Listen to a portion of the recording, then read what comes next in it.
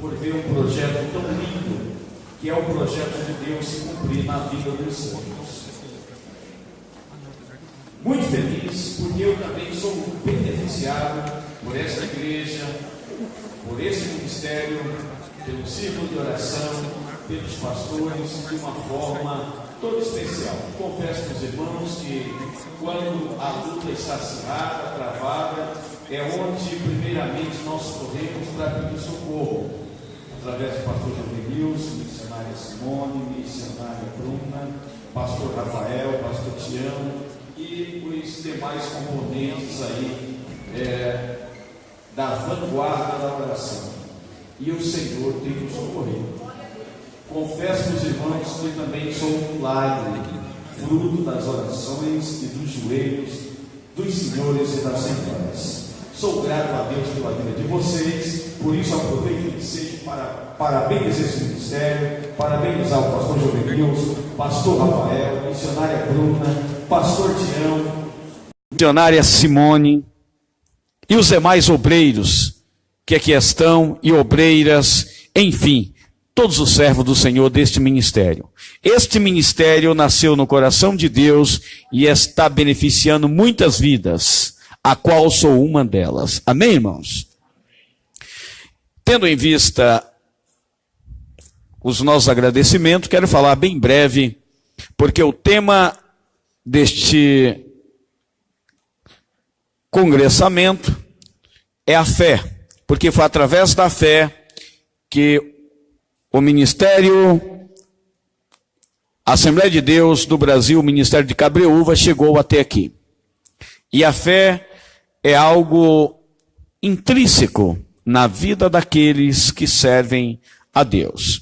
Eu olho para a igreja e vejo dois tipos de crente. Primeiro, dois tipos de crente: os céticos e aqueles que têm fé.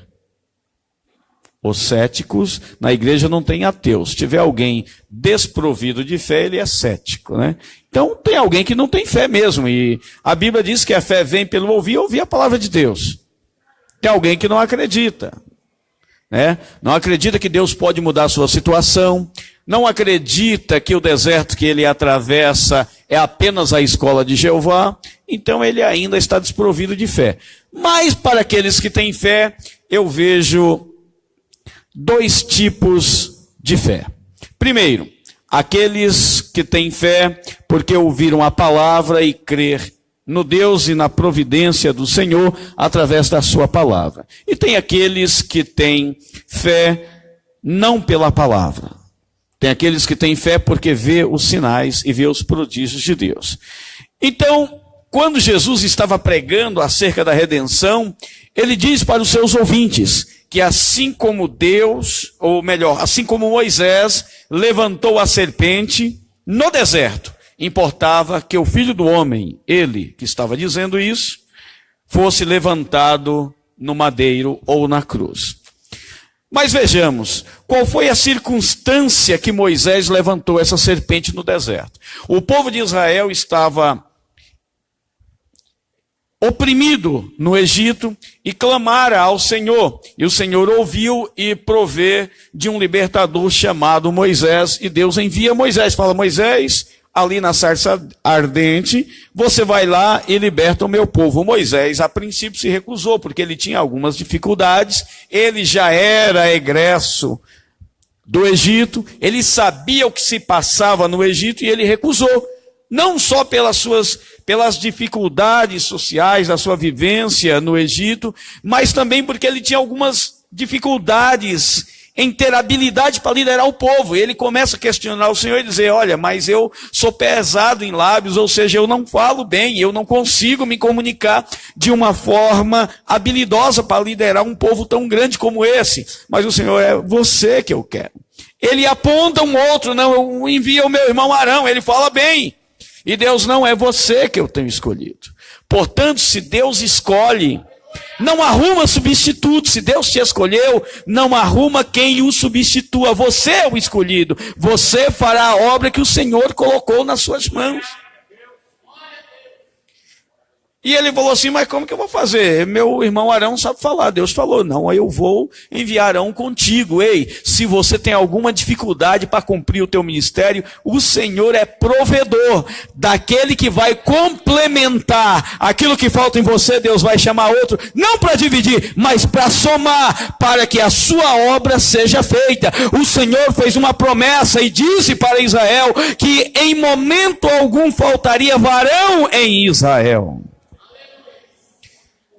E Moisés, diante da insistência e da firmeza de Deus, ele aceita a incumbência, ele aceita o ministério de libertar o povo, e ele vai. E quando ele chega no Egito, quero ser bem sucinto para resumir essa história, mas também transmitir aquilo que Deus quer falar aos nossos corações. Quando Moisés chega e diz a Faraó, olha Faraó, o Deus de Israel, o grande eu sou, mandou que você liberasse o povo de Israel para que o servisse. E a Bíblia nos informa que, detalhe interessante, pastores, que a Bíblia vai nos informar que o próprio Deus endurecia o coração de Israel, de Faraó, para que ele não permitisse que o povo fosse.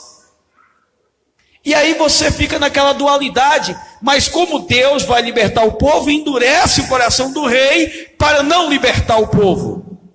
E Deus, eu aprendo isso aqui, que em tudo, até nas negativas de Deus, ele tem um objetivo. Eu aprendo nesta noite que nada acontece por acaso, mas tudo contribui para o bem daqueles que amam e servem a Deus.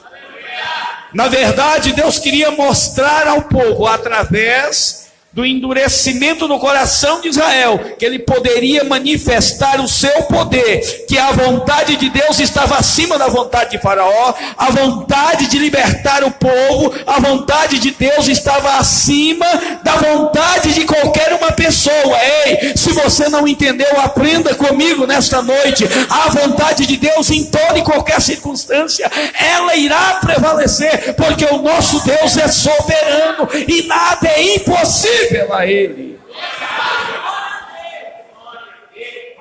E por 10 vezes Moisés vai falar com Faraó, e Faraó tem o coração endurecido, a Bíblia informando que por Deus, para que Deus manifestasse o seu poder, e Deus manifesta através de 10 pragas, vindo e Deus operando para dissipar essas pragas, as quais vocês sabem muito bem que desde a transformação das águas em sangue até a morte do primogênito, Deus manifesta o seu poder, para que o povo, vendo quem era o Deus de Israel, porque o povo ouvia ou conhecia a Deus de ouvir falar, mas Deus, como já disse aqui nesta noite, Deus conhece, e tem pessoas que têm fé, não só de ouvir falar, mas de ver os sinais, e Deus operou 10 sinais miraculosos no Egito, para que todos saíssem dali conhecendo o Deus de Israel e tendo fé na providência de Deus.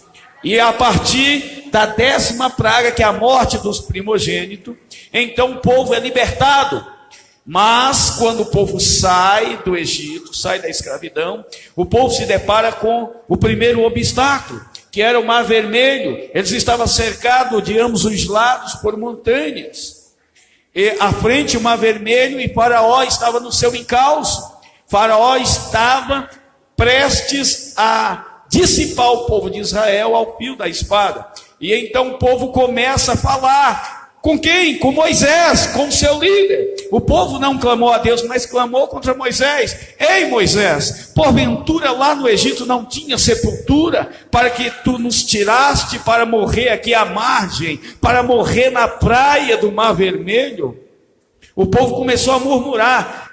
Claro que se tivesse muitos crentes, como nos dias de hoje, ou nesta noite aqui, como alguns crentes que estão aqui nesta igreja, ia dizer, não, o Deus que operou aqueles sinais tão tremendos no Egito, ele é poderoso para fazer Faraó perder as suas forças, cair, para tirar a vida dele, porque o nosso Deus, diz lá em 1 Samuel capítulo 2, versículo 6 a seguir, lá no cântico de Ana, Deus dá uma revelação a ela, e ela canta dizendo, que o nosso Deus é tão poderoso, que ele sara e ele dá a enfermidade. dificuldade, Ele faz baixar a sepultura e faz subir dela. Se tivesse crentes como nos dias de hoje, ou como está aqui nesta igreja, certamente ia pensar: não vou temer Faraó, não vou temer os seus soldados, não vou temer a espada egípcia, porque maior do que o exército contrário, maior do que Faraó, maior do que o Egito, está o Deus de Israel, o Deus que nos chamou. Ele vai se responsabilizar pelas nossas vidas. Ei, no deserto que você está atravessando, Deus é responsável pela tua e pela minha sobrevivência. Creia tão somente. E agora Moisés vai falar com aquele que pode tudo resolver, e Deus, o povo está murmurando. Aí atrás vem Faraó e o mar está à nossa frente. O que eu faço? Deus falou: já provi. Eu já entrei com providência, com aquilo que você precisa, o que você tens na sua mão. Ele diz: eu tenho um cajado, então use, fere as águas. E Moisés usou. Ei, tem gente que está com a ferramenta na mão, mas ainda não aprendeu a usar. E Deus pode estar te pondo à prova, neste momento, e perguntando para você: por que clamas a mim? O que você tem em tuas mãos? Ei, você lembra o que Deus colocou nas tuas mãos? Então é hora de usar, é hora de afiar a ferramenta. Ai, irmão, eu tenho uma revelação de Deus para a tua vida nesta noite. Se a tua ferramenta se perdeu, se ela se caiu no rio, é noite que o Senhor fará flutuar, fará o ferro flutuar sobre as águas nesta noite. E aí Moisés ora,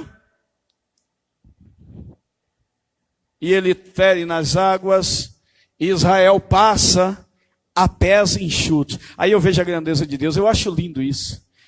Eu não sabia, e uma certa vez, há uns 20 anos atrás, eu falei: eu quero aceitar o desafio de ler a Bíblia todinha. E eu até então não sabia. E eu falava: meu Deus, o que Deus usou? Será que foi um redemoinho para abrir o mar vermelho? E eu lendo a Bíblia, quando cheguei lá no segundo livro de Samuel, eu estava lendo quando Davi estava no leito, na sua recâmara. Ele começou a ter uma revelação de Deus, ele cantou um cântico, e ele disse o seguinte: ele me revelou como Deus abriu o mar vermelho. Ele diz assim: e com o sopro das suas narinas, o Senhor abre o mar vermelho, e a água coalha no coração do mar. Que coisa linda, irmão. Não precisou muita coisa, não.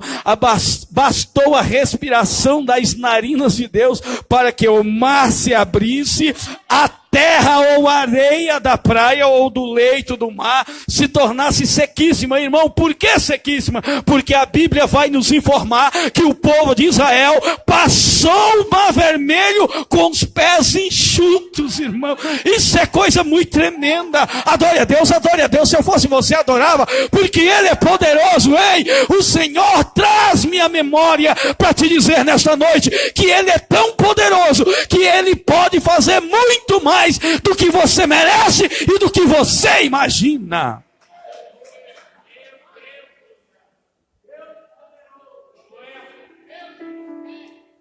Mas vamos adiante para finalizar. O povo passa agora, e passa alegre, porque quando vê os milagres, quando o povo desfruta da bondade de Deus, o povo fica todo alegre, e até estava dançando. Mas o povo continua a sua caminhada pós-travessia do Mar Vermelho. E nessa caminhada o povo, o sol causticante do deserto, e água no deserto realmente é difícil. E o povo estava sedento. E o povo ansiava. O povo desejava um copo de água potável. E o povo começa a cutucar Moisés: vamos morrer de sede aqui no deserto. O que vai acontecer com nós? Olha os meninos tudo desidratados. Aí na caminhada eles começam a ver um rio. E eles vão sedentos tomar aquela água do deserto. Quando eles chegam lá que experimentam a água, imagine um absinto. As águas eram amargas. Por isso que eram chamadas águas de Mara. Águas amargas. Quem sabe no deserto que nós temos na nossa vida, no nosso ministério, na hora que nós precisamos de um refúgio, esse refúgio é sombrio. Quem sabe quando nós precisamos de mais uma água doce, encontramos água amarga. Quem sabe o momento que você está atravessando não é o mais sublime da sua vida, não é um dos melhores. É porque você está nas águas de Mara. E o povo começa a clamar. E Moisés fala com Deus. Eu continuo pensando, se o povo tivesse um pouco mais de fé, não oprimiria Moisés, mas clamava ao Deus Altíssimo. Porque nós costumamos colocar o peso todo na liderança, mas nós temos a responsabilidade uma vez que o véu foi rasgado. Clama ao Deus do céu. E o povo continua agora oprimindo Moisés. Agora que precisávamos de água, a água não é boa, a água é amarga. E Moisés fala com Deus e Deus diz assim: olha, Moisés, corte um madeiro e jogue na água. Corte um madeiro. Moisés vai lá, corta um pedaço de madeira. Sabe o que significava aquele pedaço de madeira? Ele, para mim, significava a cruz de Cristo. Quem sabe as águas ainda são amargas, porque a cruz não foi mergulhada nestas águas. Sou testemunho ocular, quando a aflição está grande, que nós pedimos socorro, é como se Jesus, através da oração, entrasse nas águas. Quando o madeiro foi lançado nas águas, elas se tornaram potáveis, doce, e esta água pôde saciar a sede. Eu aprendo uma lição nesta noite, e acredito que pode contribuir com algum entendimento de alguns irmãos aqui nesta noite. Se as águas estão amargas, não despreze-as. Porque nós somos expert em fugir daquilo que não nos faz bem. Fugir da luta, fugir da dificuldade. Não vou fugir do ministério. Esse ministério não está bom, vou entregar a minha casa. Você está fugindo das águas de Mara. O que é ruim hoje pode ser saboroso amanhã. Meu Deus, o Senhor coloca aqui no meu coração e eu preciso dizer: fique na vocação que você foi chamado. Não procure refúgio. Não há ainda oásis no deserto.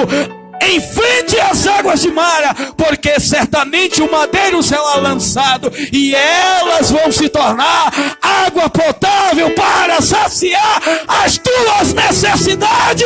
Assim diz o Senhor Jeová.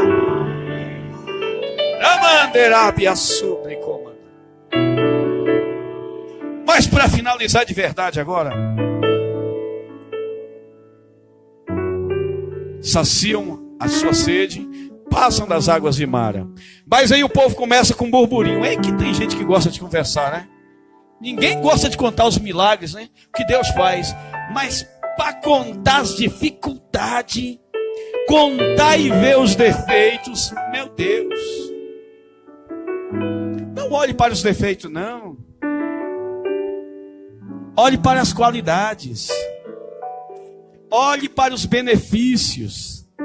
São muito maiores. E aí o povo começa a murmurar de Deus e de Moisés.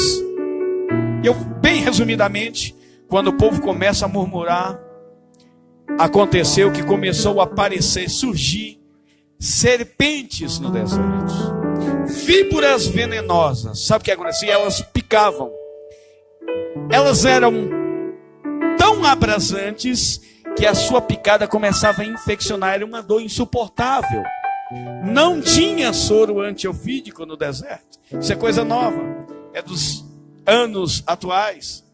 E o povo sofria com aquele veneno que era letal, porém ele traria um grande sofrimento para aquele que fosse vitimado pela picada daquela víbora, que ele sofria dia e noite até morrer, com dores que queimavam. E o povo começou a sofrer. Eu aprendo aqui uma coisa. Eu aprendo aqui que Deus ele não pune ninguém. Deus não pune ninguém. Quem pune são as consequências das nossas atitudes. Porque se não agradarmos a Deus, ele se afasta e obviamente que o mal chega. E aí o povo começa a ser mordido pelaquela víbora, sofrer e consequentemente morrer. E Moisés agora vai falar com quem tem todo o poder que ele conhecia. E Deus diz assim: eu vou dar uma porta de escape para esses murmuradores. Qual seja? Vocês vão pegar um metal, vão fundi-lo e vão moldar uma serpente igual essas que picam o povo do deserto. E aí você vai colocar em uma haste, em um madeiro. E o que vai acontecer? Quando a pessoa for ofendida, quando ela estiver prestes a morrer com aquelas dores, ela vai olhar, você ergue a serpente de metal naquela haste, naquele madeiro, e o ofendido irá olhar para aquela serpente de metal e há de ser que ele será curado. Se fosse fazer isso nos dias atuais, muitos crentes dizem isso é idolatria. Isso não funciona. Mas na época do Êxodo, funcionou porque foi o próprio Deus que mandou. E Jesus, ele ratificou isso dizendo: olha, assim como Moisés levantou a serpente no deserto, importa que eu seja levantado. Em outras palavras, Deus estava dizendo: olha, Moisés, isto é a sombra do que irá acontecer no futuro. Quando o povo estiver perecendo, estiver em sofrimento, basta que olhe para o meu cordeiro, o meu filho, que será levantado no madeiro, para que ele seja salvo. Eu vejo isso revelado no livro do profeta Isaías, capítulo 45, versículo 22, quando diz: olhai para mim, vós todos os habitantes da terra, e vós sereis salvos. Tem muita gente sofrendo e perecendo, porque olha para a falha do irmão, olha para a falha do irmão, olha para a dificuldade do ministério, olha para os problemas sociais, e esquece de olhar para o autor e consumador da sua fé. Portanto, se chegamos até aqui porque tivemos fé, porque nós precisamos de fé, continuar nesta fé latente, vibrante, a fé que move montanhas, a fé que nos impulsiona a prosseguir, a avançar, a saquear o inferno e lotar a cidade celestial para a glória de Deus. Que o Senhor bendiga vossas almas em nome de Jesus. O nome do Senhor. Tem fé aí? Tem fé aí? Glória a Deus. Glória a Jesus. Louvado seja o nome do Senhor. Eu quero nessa noite agradecer ao nosso pastor presidente, pastor Jovenilson, porque ele foi o canal de Deus, que Deus usou para que esse ministério hoje tivesse um nome a zelar, um nome registrado, para que tivesse uma história. Então, pastor, eu louvo a Deus pela vida do senhor, que deixou de beber água lá em Salvador e veio beber aqui em Cabreúva para nos socorrer. Amém? Glória a Deus. Quero louvar a Deus também pela vida da missionária Bruna, que teve essa ideia dessas camisetas aí. Não ficou muito chique demais, não é? Jesus despertou ela lá em casa, ela disse: eu preciso ir ali na casa da Marli. Daqui a pouco eu volto. E aí, então ela disse: olha, eu vou fazer dessa maneira. E eu disse: graças a Deus por isso. Então, como nós vemos aí, por aí às vezes, não é, pastores que as suas esposas não acompanham. E aqui nós temos esse privilégio, eu tenho esse privilégio muito grande, porque na verdade sou eu que ajudo ela e não ela que me ajuda. Amém? Então louvo a Deus pela vida dela, também da missionária Simone, que é a líder das irmãs, que toda vez que tem uma peleja, uma batalha, nós choramos lá no colo dela, não é? E ela sempre convoca aí as demais irmãs, as demais